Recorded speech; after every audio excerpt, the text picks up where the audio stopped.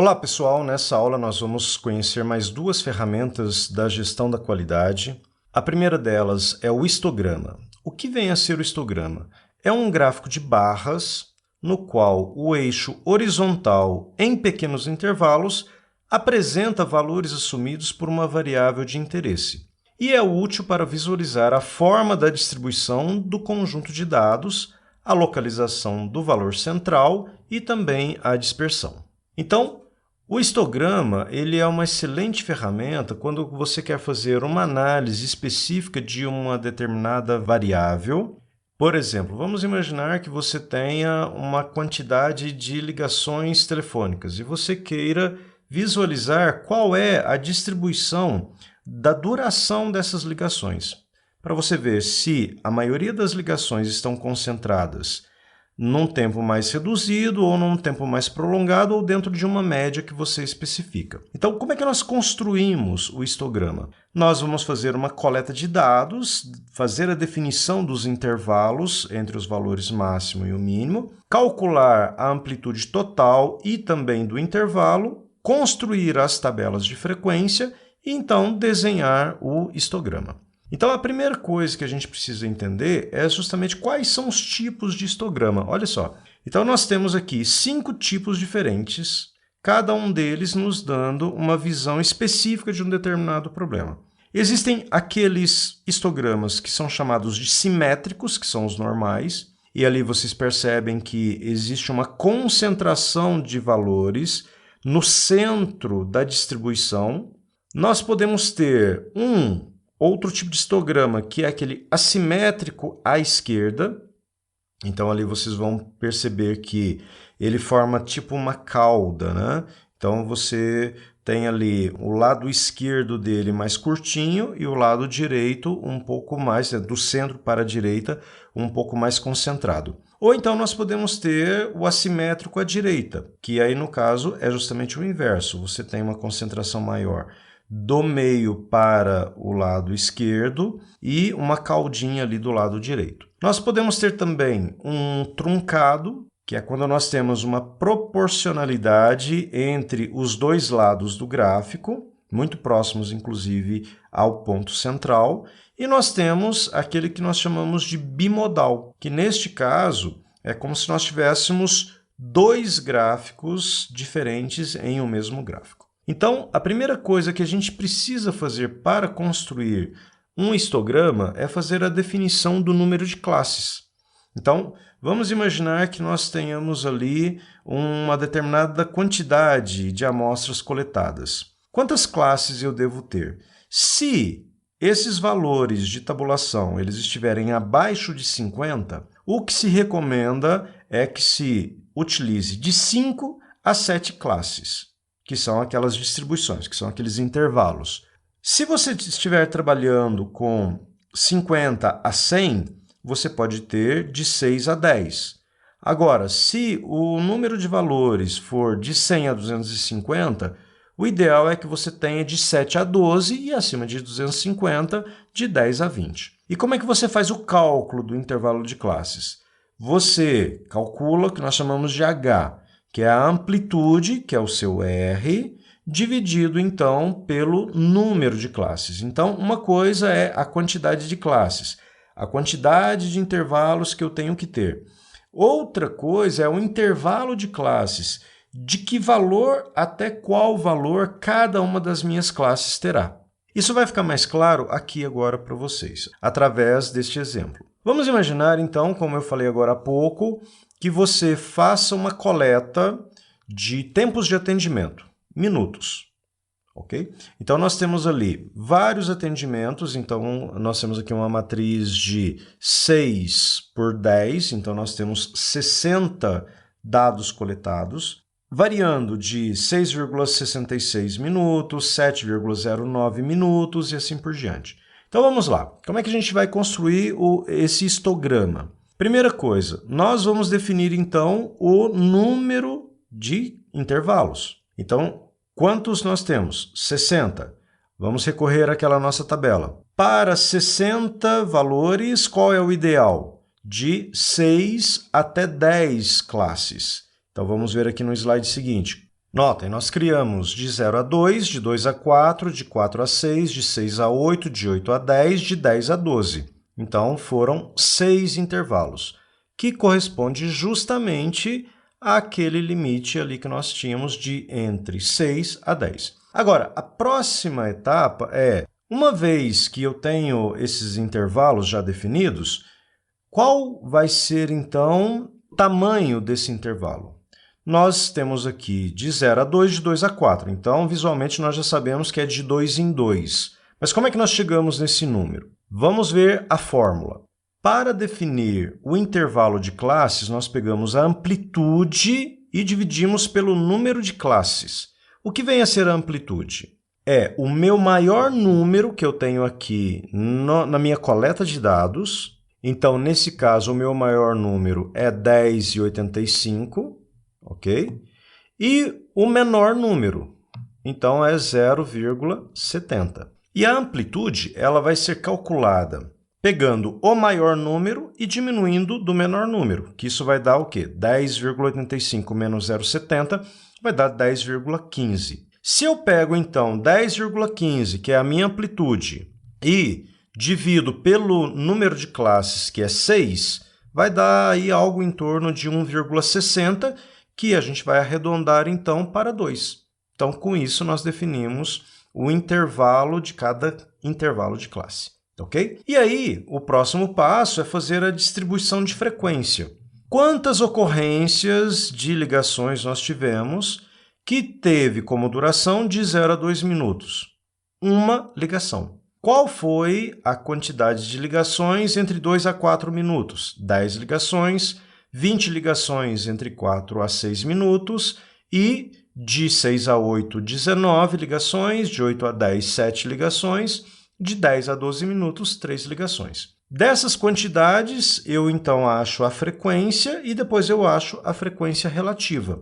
Ou seja, 1,67% das ligações está no intervalo de 0 a 2, 16,67% está no intervalo de 2 a 4, e assim por diante. Eu vou calculando, então, a frequência relativa. Quando eu tenho esses números, o que eu faço, então?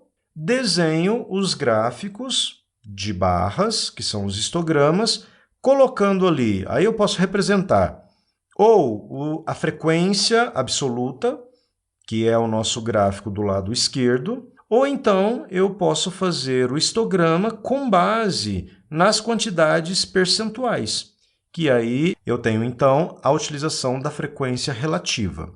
E pelo histograma dá para você perceber como foi a distribuição dos tempos de chamadas, né, do tempo das ligações, com base naquela coleta de dados que você realizou. Então, aqui, se a gente for reparar, né, verificar aqueles tipos de gráfico que nós tínhamos, vocês vão reparar que ele é muito semelhante ao gráfico simétrico que está dentro de uma normalidade. Ou seja, posso considerar, então, que a maioria das minhas ligações elas tiveram uma concentração dentro ali dos valores médios da minha distribuição. Mas poderia acontecer diferente. Eu poderia ter uma concentração do lado esquerdo. Nesse caso, o gráfico me mostraria que a maior parte das minhas ligações elas eram de curta duração.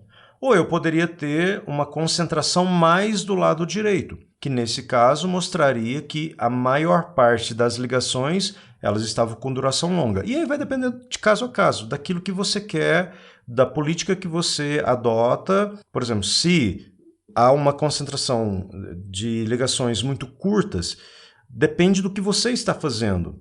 Será se você não está fazendo um telemarketing, onde você tem que realmente gastar tempo com as ligações para tentar convencer o cliente sobre uma determinada compra, ou então você tem que fazer o atendimento do cliente tentando resolver o seu problema. Então, isso tudo vai variar de caso a caso, vai depender muito do que você está fazendo naquele momento, tá ok? E a segunda ferramenta da qualidade que nós vamos ver hoje é o diagrama de dispersão. O diagrama de dispersão ele é utilizado para estudar a possível relação entre duas variáveis.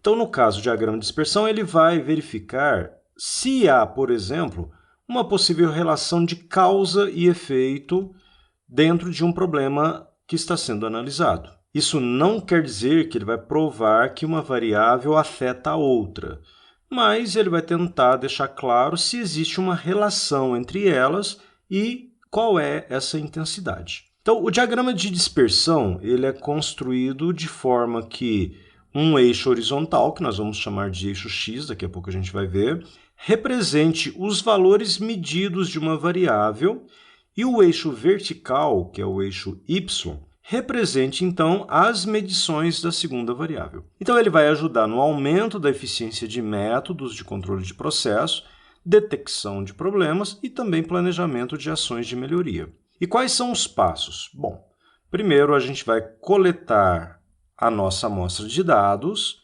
Então, nós vamos coletar um par de observações. Uma das variáveis nós vamos chamar de x e a outra nós vamos chamar de y. Nós vamos plotar o gráfico no estilo XY e fazer a análise. E verificar se existe a presença de outliers. O que são os outliers? São aqueles pontos que ficam fora de uma distribuição normal de variáveis. Então, por exemplo, vamos analisar aqui duas variáveis, peso e altura, e ver qual é o grau de relação que existe entre elas. Então, aqui, por exemplo, nós temos duas colunas, peso e altura. Na verdade, isso é uma única tabela, mas como não coube tudo na tela, entendam o peso como uma sequência e a altura da mesma forma. Então, nós temos ali uma pessoa que tem o peso de 80 quilos e ela mede 1,80 m. A segunda pessoa tem 78 quilos e também mede 1,80 m. E assim por diante, até nós chegarmos no último par, que é uma pessoa com um peso de 78 quilos e a altura de 1,78 m. Então, como que nós fazemos a distribuição no gráfico? Nós vamos criar um gráfico onde um dos eixos é a altura e o outro eixo é o peso. E aqui nós vamos fazer a distribuição dos valores. Então, reparem, a altura começa em 1,60 m e vai até 1,95 m. Já o peso, ele começa em 68 e vai até 82.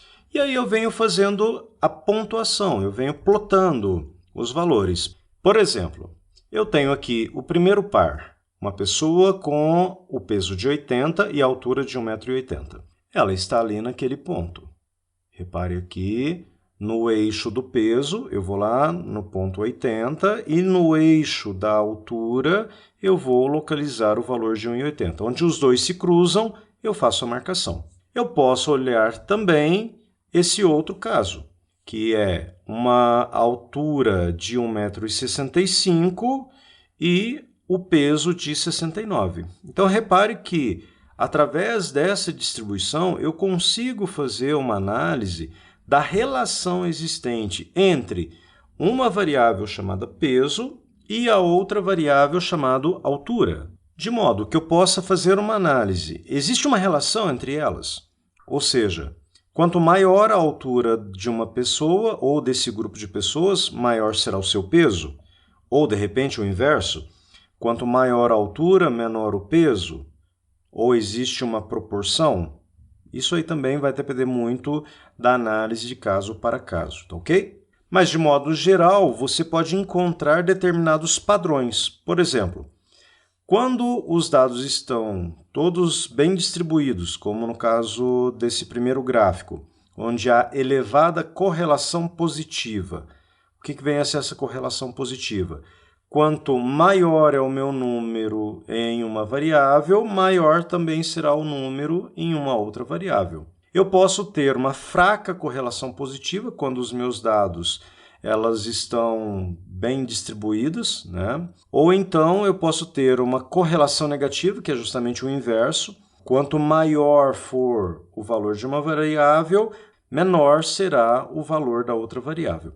Então, esses padrões eles vão existir e cada um deles vai ter um significado do ponto de vista da análise da qualidade. Então, isso vai depender muito do momento, do tipo de problema que você está enfrentando, do tipo de análise que você quer fazer, ok? Então, esses são os dois diagramas que nós tínhamos para apresentar hoje. um histograma e o diagrama de dispersão, e na próxima aula nós teremos, então, mais duas ferramentas da qualidade. Até lá!